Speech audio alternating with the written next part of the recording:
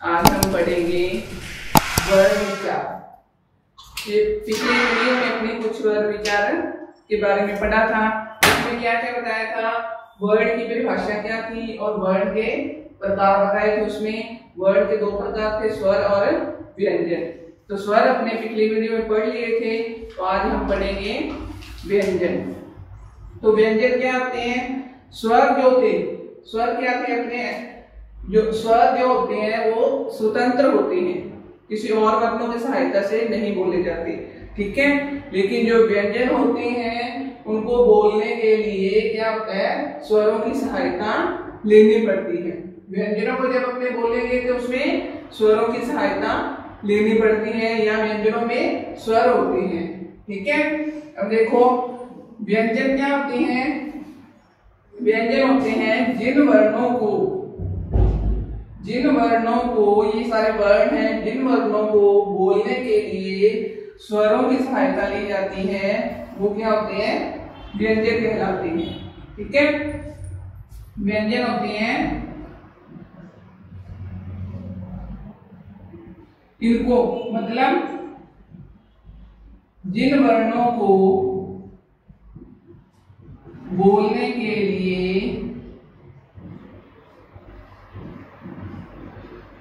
स्वरों की सहायता ली जाती है, स्वरों की सहायता ली जाती है। लेकिन जो स्वर होते हैं वो अपने आप में स्वतंत्र होते हैं, अपने आप में पूरे होते हैं। लेकिन जो व्यंजन होते हैं उनमें स्वरों की सहायता ली जाती है। अब यहाँ पे देखो व्यंजन क्या है? क। अब आप बोल के देखो, क में लास्ट में क्या आवाज आ रही है? आ की आवाज आ रही है। तो क क्या है? इसमें कौन सा स्वर मिला हुआ है?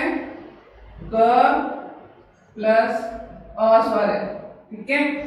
यहाँ पे क पूरा है, लेकिन यहाँ पे स्वर इसमें से अलग कर दिया तो क के नीचे क्या रहेगा? हलंत। इसे क्या बोलते हैं? हलंत। तो जिस भी वर्ण के नीचे ये लगा होता है उसमें स्वर नहीं होता, स्वर रहित होता है वो वर्ण। लेकिन इसमें क्या है? स्वर है, इसलिए क यहाँ पे पूरा है, ठीक है। ये क पूरा हो गया। इसमें यहाँ पे क्या कर दिया, इसको स्वर को, अस्वर था अ को बाहर निकाल दिया, वो क्या बन गया? आता रहेगा, स्वर रहित रहेगा, ठीक है। ऐसे ही जितने भी जो 11 स्वर आपको करवाए थे वो इनमें व्यंजनों में क्या होता है? मात्रा के रूप में लगते हैं, ठीक है। अब यहाँ पे आप देखो ई स्वर लगाना है, ठीक है। तो इसको कैसे लिखेंगे अपने? की बन गया। अब की में से अगर अपने स्वर बाहर निकालना है, कौन सा स्वर निकलेगा? तो आता रहेगा। यहाँ पे स्वर कौन सी मात्रा? ये है मात्रा बड़ी ई की है, तो यहाँ पे क्या रहेगा? बड़ी ई। ये स्वर था इसमें, तो के नीचे स्वर रहित रह गया, और इसमें क्या हो गया? बड़ी ई की मात्रा है तो ई स्वर था इसमें, ठीक है। ऐसे ही फिर क्या करेंगे? कु। इसको कैसे करेंगे? क प्लस कौन सी मात्रा है? बड़ी ऊ की। यहाँ पे क्या आ गया? ऊ स्वर आ गया, और ये वाला क क्या हो गया? स्वर रहित हो गया, ठीक है। इसमें अब स्वर नहीं है। यहाँ पे क्या है? व्यंजन और स्वर है, ठीक है। तो इसी प्रकार क्या है? व्यंजनों को स्वरों की सहायता से बोला जाता है, ठीक है। अब इन सभी में क्या है? कोई मात्रा नहीं लगी हुई, तो इसका मतलब इसमें क्या है? अस्वर है सभी में, ठीक है। जैसे व्यंजन कितने हो गए? क ख ग घ ङ च ज ण ट ठ ड ण त थ द ध न प फ ब भ म य र ल व श और है, ठीक है। ये टोटल कितने हो गए? व्यंजन कितने होते हैं? टोटल 33 व्यंजन होते हैं, 33। स्वर कितने थे? 11। व्यंजन कितने हो गए? 33, ठीक है। कौन कौन से होते हैं? ये वाले होते हैं क से लेके ह तक, ठीक है। ये लाइन क्या है? ये देखो लाइन क ख ग घ क्या है? क से शुरू हो रही है, तो ये क्या है? क वर्ग।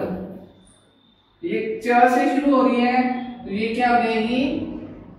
च वर्ग। ये ट से है, ये क्या होगी ट वर्ग। ये त से है, ये क्या होगी त वर्ग बोला जाता है इसको। ये प से होगी, इसको क्या बोला जाता है प वर्ग। मतलब प वर्ग के सारे इसमें आ जाएंगे व्यंजन, ठीक है। आगे य लगा हुआ इसको क्या बोलते हैं अंतस्थ व्यंजन, इनको बोला जाता है अंतस्थ व्यंजन। आगे श हो ये हो गए ऊष्म व्यंजन बोलते हैं इनको, ऊष्म व्यंजन, ठीक है। ये अपने हो गए व्यंजन। व्यंजन कितने होते हैं 33, ठीक है। और इनको क्या क्या बोला जाता है वो आ जाएगा। और व्यंजनों को बोलने के लिए किनकी सहायता ली जाती है स्वरों की। ये देखो कोई भी अपनी मात्रा लगाएंगे तो वो स्वर उसमें पढ़ा जाएगा। जैसे ये आपको उदाहरण करवाई है मैंने, ठीक है। ये अपने हो गए व्यंजन।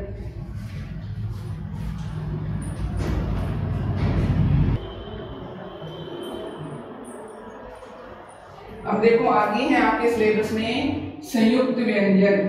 संयुक्त व्यंजन क्या होते हैं? संयुक्त मतलब नाम से ही पता चल रहा है, दो या दो से अधिक व्यंजन जब मिलते हैं तो उनको क्या बोलते हैं संयुक्त व्यंजन। दो या दो से अधिक व्यंजन मिलना, ठीक है। जब दो या दो से ज्यादा व्यंजन मिलते हैं उनको क्या बोलते हैं संयुक्त व्यंजन। जैसे आपने पढ़ा है ना संयुक्त में श, ठीक है। और एक बार क्ष को देखो, क्ष किस किस से बना है, कौन कौन से? ये क्ष जो है दो व्यंजनों से मिलकर बना है। कौन कौन से व्यंजनों से? क प्लस स षटकोण वाला, ठीक है। क्ष किससे बनता है? क प्लस षटकोण, ठीक है। इसके उदाहरण देखो, जैसे कक्षा, परीक्षा। अब ये जो क्ष है किससे मिलके बना है? क और श षटकोण से, ठीक है। इन दोनों से मिलके क्या बना है? क्ष। ये देखो, लेकिन यहाँ पे अपने क्या लिखते हैं, ये एक ही व्यंजन है, लेकिन ये क्या है संयुक्त व्यंजन है। दो व्यंजनों से मिलके बन गया ना, तो क्या हो गया संयुक्त व्यंजन। आगे है त्र, ये किससे मिलके बना है? त प्लस र, ठीक है। जैसे उदाहरण देखो इसके, त्रिशूल, पत्र, ठीक है। त्र जो है दो व्यंजनों से मिलके बना है, त और र, इसलिए त्र को क्या बोला जाता है संयुक्त व्यंजन, ठीक है। आगे है ज्ञ, ज्ञ ज्ञानी वाला, ये किससे मिलके बना है? ज प्लस ण, ठीक है। इसके उदाहरण हो जाएंगे ज्ञान, यज्ञ। ऐसे ही आगे है श्र, ये किससे मिलके बना है? श प्लस र, ठीक है। जैसे श्रम, विश्राम, ठीक है। विश्राम मतलब आराम करना, ठीक है। तो ये आपके सिलेबस में कितने हैं संयुक्त व्यंजन? 4 हैं। कौन कौन से? क्ष, त्र, ज्ञ और श्रेय। श्रेय किन व्यंजनों से मिलकर बना है, ठीक है। यही है इसकी परिभाषा, दो या दो से अधिक व्यंजन मिलना। अब दो व्यंजन मिल रहे हैं यहाँ पे, कौन कौन से? त और श, इससे क्या बन गया कक्षा। और ये इसके उदाहरण हो गए त्र, त और र, ये इसके उदाहरण हो गए। ज्ञ, ज और ण से मिलके बना है, श्र, श और र से मिलके बना है। तो ये अपने हो गए संयुक्त व्यंजन। अब आगे एक और टॉपिक, एक और है आपके सिलेबस में द्वित्व व्यंजन। द्वित्व व्यंजन, ठीक है। अब द्वितीय व्यंजन कौन से होते हैं? जब एक ही व्यंजन दो बार आता है तो वहां पे वो क्या होता है? द्वितीय व्यंजन कहलाता है। ठीक है। जब एक ही व्यंजन दो बार आता है, संयुक्त में क्या था? अलग अलग व्यंजन आ रहे हैं। ठीक है। अलग अलग व्यंजनों से मिलके ये एक संयुक्त व्यंजन बन रहा है। लेकिन द्वितीय व्यंजन में क्या आएगा? एक ही व्यंजन दो बार आएगा। ठीक है। इसमें क्या होता है? एक ही व्यंजन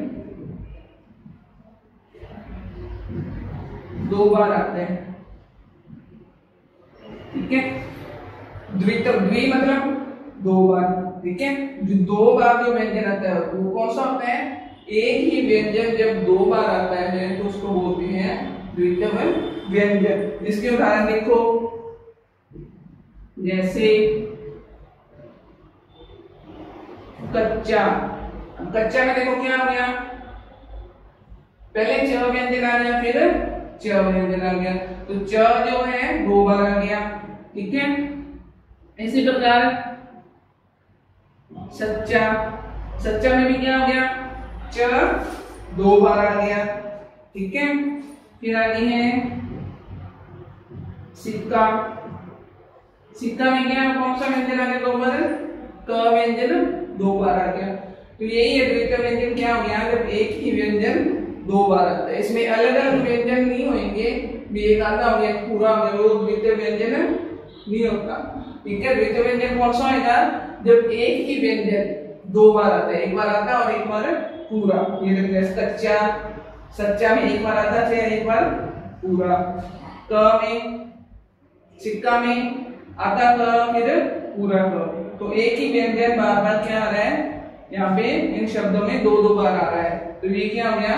द्वितीय व्यंजन। द्वि मतलब दो बार। ठीक है। अब लास्ट आपके सिलेबस में है वर्णमाला। वर्णमाला क्या होती है? वर्णमाला, वर्णमाला क्या होती है? वर्णमाला होती है वर्णों का समूह। वर्ण कौन से होंगे? ये वाले होंगे जो स्वर के आपको बताए थे, ए आ इ ई, वो वाले होंगे। ठीक है। तो इन वर्णों का जो व्यवस्थित रूप होता है या इन वर्णों का जो समूह होता है वो क्या कहलाता है? वर्णमाला कहलाता है। वर्णमाला क्या होता है? वर्णों का समूह क्या कहलाता है? वर्णमाला कहलाता है। ठीक है। तो यही तक था आपके सिलेबस में। ठीक है। लास्ट क्या था? वर्णमाला। वर्णमाला क्या होता है? ये जो वर्ण है इनको सही ढंग से जो लिखने का तरीका होता है, इनका जो पूरा ग्रुप बन गया लिख के, इनको क्या बोलते हैं? समूह। ठीक है। ग्रुप मतलब इनका समूह जो हो गया, इस समूह को क्या बोलते हैं? वर्णमाला कहते हैं। ठीक है। यहाँ पे ये आपका फोर्थ क्लास का सेकंड टॉपिक है जो वो पूरा हो गया है। इस वीडियो को आपने ध्यान से देखना है और अपनी नोटबुक में इसको अच्छी तरह से लिखना है। धन्यवाद।